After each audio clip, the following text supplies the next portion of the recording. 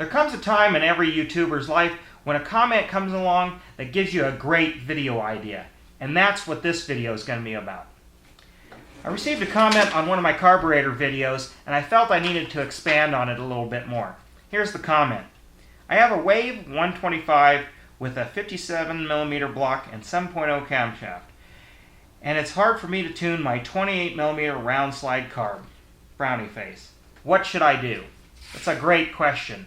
And I responded to you, and we had a little back and forth, and I feel I answered this question. However, I feel like there's more to talk about with this subject concerning my answer. And the way YouTube is with the comments, this thread will get buried in this video, especially where that video had 1.5 million views or more and over 500 comments. So let's get into this. First, I want to talk about chainsaws. Chainsaws. Yes, chainsaws. Now, why a chainsaw? Specifically, the engines and carburetors in these machines are designed to do one thing and one thing well. Make maximum power at wide open throttle, or a constant RPM. Now, you may be wondering, why does that matter concerning this video? Well, the answer to that comment centered around using larger carburetors and what size of carburetor to use on a specific engine. And his engine, he had upgraded to a 28mm carburetor. A 125cc engine, similar in design to what he's using, should probably have somewhere around a 24mm carburetor, or maybe even a 22. And that's why I wanted to get into the chainsaw, because if we take it apart and look at the carburetor here, this carburetor has been designed to work optimally with this bore and stroke and size of engine for a specific RPM. Whereas a motorcycle, you're doing a whole range of RPMs from idle to wide open throttle and everything in between. Plus, you're putting various types of loads on there. So the carburetor has to do a lot of different jobs to try to keep the mixture the same. On a chainsaw, it's very simple. There's just a fixed jet, or in some cases there's an adjustable jet, but all you're controlling is the air going in and out of the carburetor. So, let's assume that this carburetor is the most optimal size for this particular engine. If we make it bigger, this engine might have a little more power at that top end, but it probably won't idle. On the converse of it, if we put a smaller carburetor on here, it'll idle really good and probably have some good low-end power, but when you go to full throttle where it's supposed to operate, it probably won't have enough air flow to run optimally and make the most amount of power, and it probably won't even run at wide open throttle. Well, that's all well and good, but how do you size a carburetor? Or how do you determine the size of a carburetor, and what do the sizes mean? Well, that's a source of confusion I know that I've seen in my own comments on my videos and on other people's.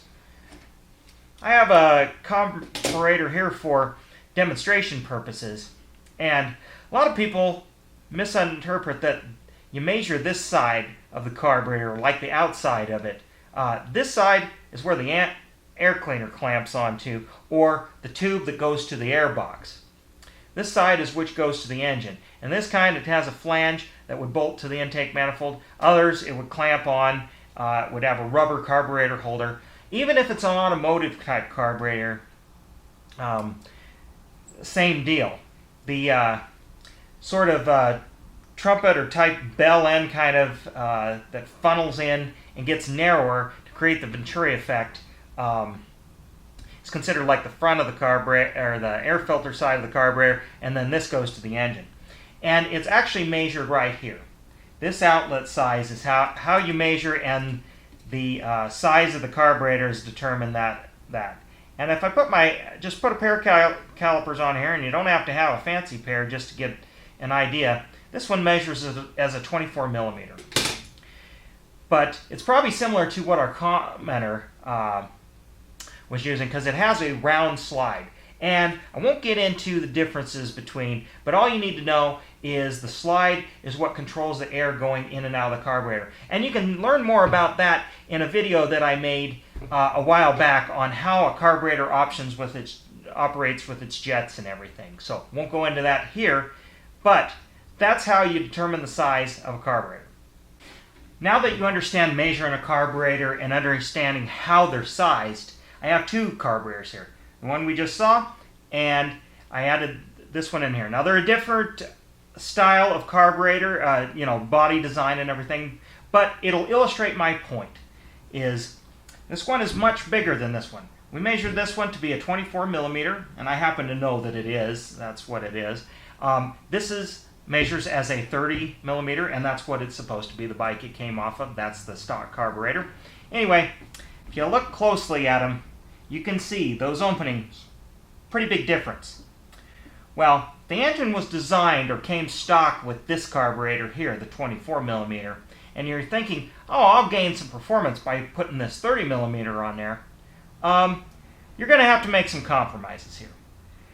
Now, depending on the type of engine and some other parameters, it may not even start with this carburetor. But let's, for argument's sake, say it will. Where do you think all the power is going to be made on this carburetor over here?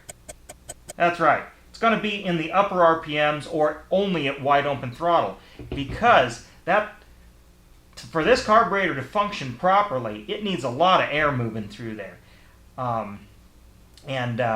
The engine has to be running at almost peak RPMs to suck enough air through here to make this carburetor work properly, to suck the fuel up through the main jet and to atomize it properly. Because at lower RPMs you have a lot less velocity going through here to atomize the fuel. The fuel starts to pool in here, and it's just going to blubber and not have a lot of power. It may not even idle. Whereas this one, the speed of the air moving through the carburetor is going to maintain a more constant rate at those lower RPMs. However, you're going to sacrifice some top end with this. So it's a delicate balance between these. And what kind of things determine if you should upgrade your carburetor to a larger size or even a smaller size? We can think the other way too. It's a stock engine, stock internals. You can go up probably about maybe a carburetor size, maybe up to 2 millimeter size, because generally speaking, out of the factory, they're designing the engine to be as broad a range as possible. And sometimes that means, and also for emissions reasons, a lot of times to get bikes imported into this country, the United States, they put a little bit smaller carburetors on there. So you're usually okay with going maybe 2 millimeters up from whatever's on there right now. To make this carburetor work on an engine that was designed for this, you're going to have to do some significant internal mods. First, you're going to want to have an overbore, a larger piston. You're going to want to have a bigger camshaft, higher lift, so those valves can open more, flow more. You're going to want to upgrade the intake. Obviously, it's going to have to mount a lot larger, because you wouldn't want to be choking this down to such a small diameter, going from 24 to 30. So you're going to have to do that. Like I said, your camshaft duration, you're going to want those valves to be open a little bit longer and have a little bit of overlap, so you can have some good scavenging happening. And then a larger exhaust, or a freer flowing exhaust, to make this larger carburetor work. So in a roundabout way, I hope I have explained a little bit about carburetor sizing, and when you're choosing a different carburetor for your engine, whether it's a replacement or you're trying to upgrade, choosing the right size of carburetor is really crucial, because too big a carburetor and you're probably not going to be able to jet it or tune it so the engine can even run. Too small a carburetor goes the same way. You're going to be trying to get jets so large to get enough fuel in there to try to let the engine run, and the engine is starved for air. So it's a delicate balance. It goes to other modifications in the engine. You'll need to be doing other modifications to take full advantage of upgrading carburetors. But I hope this video sort of expanded on the answers that I gave to this commenter, and I really thank that commenter for doing this because it got my mind thinking, what can I make a video on? How can I make a video to explain this a lot better? And I hope I've done that. Although people are going to have more questions, more comments, so leave them below. Leave a like and subscribe. Ring that bell. Support me by buying my merch or visiting my website and my sponsors there. Also, I have tons of other information all about carburetor tuning, and a lot of this information is already on my site, but I thought I'd make a video of it. There's all the links below, and I hope you learned something. I hope this helps in understanding carburetors, carburetor sizing, and then subsequent jetting, which I've made videos on before, to help you get your bike or car running optimally. Again, I'm the Junk Man, and thanks for watching.